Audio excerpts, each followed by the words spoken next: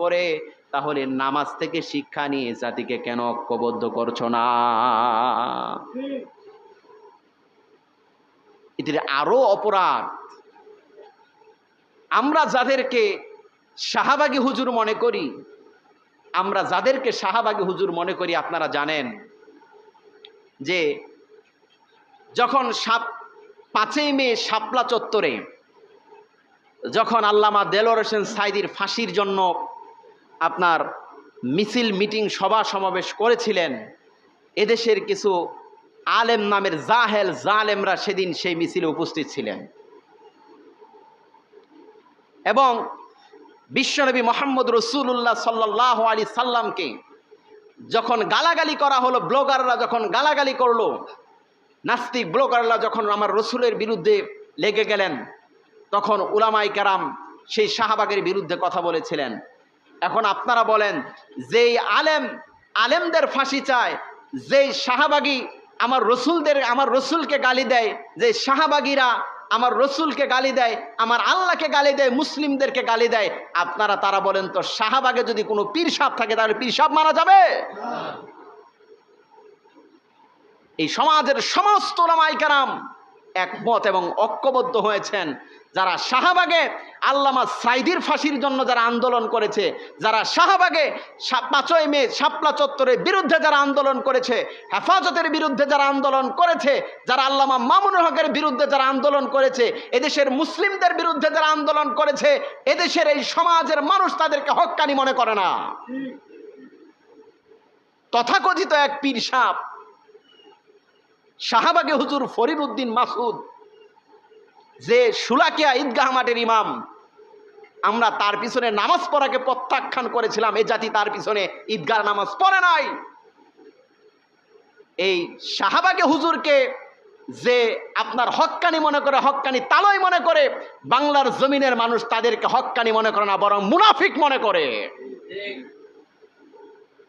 যারা শাহবাগে হুজুরদের হক্কানি মনে করে তারা বলবে জামাতের আকীদা খারাপ, তারা এই কথাই বলবে, তার মুখ থেকে এই কথাই শোভা পায়। যারা শাহবাগে হুজুরদের হক্কানি মনে করে তারা জামাতের ভ্রান্ত আকীদা এই কথা প্রচার করবে, এটাই স্বাভাবিক। এদেশের আপামর ইসলামিক জনতার মাইন্ড বুঝবে না, এটাই স্বাভাবিক। প্রিয় ভাইরা আমার,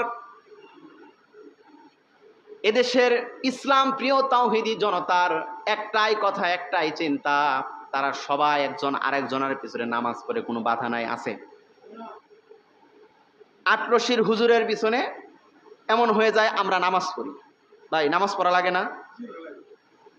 যারা মাজারে কাজ করে এমন সময় হয়ে যায় নামাজের কোথাও জায়গা নাই, তাদের পিছনে আমরা নামাজ পড়ি।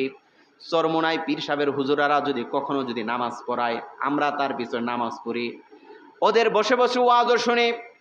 আবার জামাতের হুজুররা যেখানে নামাজ পড়ায় সেখানে মানুষগুলা তার পিছনে গিয়ে নামাজ পড়ে, সেখানে কোনো ফতোয়া নাই। কিন্তু যখন দল মত ভেবে সব কিছু বাদ দিয়ে ঐক্যর জায়গায় আসবে, তখনই কেবল দ্বন্দ্ব।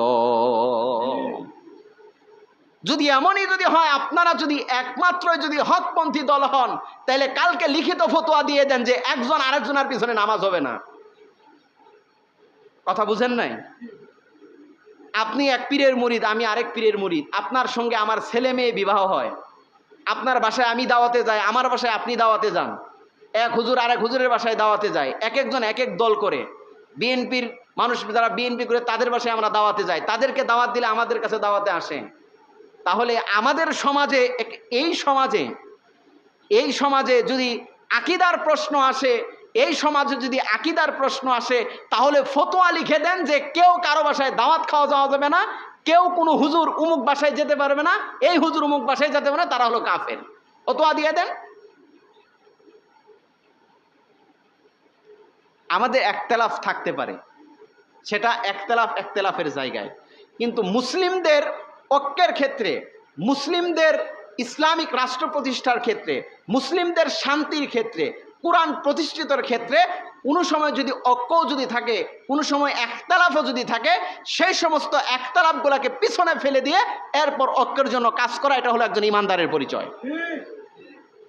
এটা একজন কি ইমানদারের পরিচয়। আপনি শাহবাগী হুজুরদের খারাপ মনে করলেন না, তাদের আকীদা ঠিক হয়ে গেল, আপনি তাদেরকে হক্কানি বলে আপনার স্লোগান দিয়ে দিলেন, প্রচার করে দিলেন। আর যারা একের পর এক 15 বছর 20 বছর যাওয়া ইসলামের খেদমত করছে, কোরআনের খেদমত করছে, তাদেরকে হারাম ফতোয়া দিয়ে এই জাতির সামনে আপনি কি শাস্তি চান? আল্লাহ হেদায়েত দান করুক, বলুন আমিন। বলেন না, জুড়ে বলেন না আমিন। কষ্টে কথা বলি, কষ্টে কথা বলি এই কারণে যে এই সমাজ এবং এই ক্লান্তি লগ্নে একজন ইসলামিক নেতা হোক, একজন সমাজ সংস্কার করা হোক বড় জরুরি। এই সমাজ শান্তিতে নেই, ইসলাম শান্তিতে নেই। কোরআন এসেছে ইসলামকে বিজয় করার জন্য, ইসলাম এসেছে এই সমাজকে শাসন করার জন্য, কোরআন দিয়েছেন আল্লাহ সমস্ত কিছুর মাধ্যমে ইসলামকে বিজয় করার জন্য। আজও সেই কোরআন আছে আগের মতন, সেই ঈমান আর মানুষ নেই। আজও সেই হাদিস আছে আগের মতন, সেই ঈমান আর মানুষ নেই। আজও সেই কোরআন আছে আগের মতন, সেই ঈমান আর মানুষ নেই। ঠিক কিনা? আমাদের কোরআন যেভাবে ছিল ঠিক সেভাবে আছে, আমাদের হাতে যা ছিল তাই আছে, কোনো বৃদ্ধি হয় নাই। কিন্তু এই সমাজের মানুষের মনটাকে পরিবর্তন করা দরকার আছে না নাই? সবাই শান্তিতে থাকতে চায়, সবাই ভালো থাকতে চায়, সবাই তার জীবনের নিরাপত্তা চায়, সবাই তার ফ্যামিলির নিরাপত্তা চায়, তার মেয়েটা স্কুলে যায় তার নিরাপত্তা চায়, তার স্ত্রীটা গার্মেন্টসে সোয়েটারে চাকরি করে তার জীবনের নিরাপত্তা চায়, প্রত্যেকটা মানুষ তার জীবনের নিরাপত্তা চায়। কিন্তু এই সমাজ এবং এই নিরাপত্তাময় যদি সমাজ করতে চান, তাহলে কোরআনের সমাজের বিকল্প কোনো সমাজ ব্যবস্থা গ্রহণ করা যাবে। যখন আপনি কোরআনের শাসন কায়েম করবেন, কোরআনের সমাজ ব্যবস্থা কায়েম করবেন, যখন কোরআনের সমাজ ব্যবস্থা যখন কায়েম করবেন, তখন আপনি ঘরে থাকলে যেমন নিরাপদ থাকবেন, বাহিরেও থাকলে তেমন নিরাপদ থাকবেন। তার কারণ হলো সে সময় শাসন ব্যবস্থা হবে কোরআনের শাসন ব্যবস্থা। আল্লাহ কবুল করুক, বলুন আমিন। আর এই শাসন ব্যবস্থা কায়েম করার প্রথম ধাপ হলো নামাজ। প্রথম ধাপ কি? আপনি শাসন ব্যবস্থা কায়েম করবেন, আর এই প্রথম ধাপ এবং প্রথম ট্রেনিং, প্রথম কাজ হলো আপনাকে 5 ওয়াক্ত নামাজ পড়তে হবে। এই নামাজ পড়ার মাধ্যমে আল্লাহ আপনাকে শাসন ব্যবস্থা আপনার হাতে তুলে দিবেন। কোন আমিন। আল্লাহ কবুল করুক, সবাই বলুন আমিন। আসসালামু আলাইকুম ওয়া রাহমাতুল্লাহি ওয়া বারাকাতুহু। এ পর্যায়ে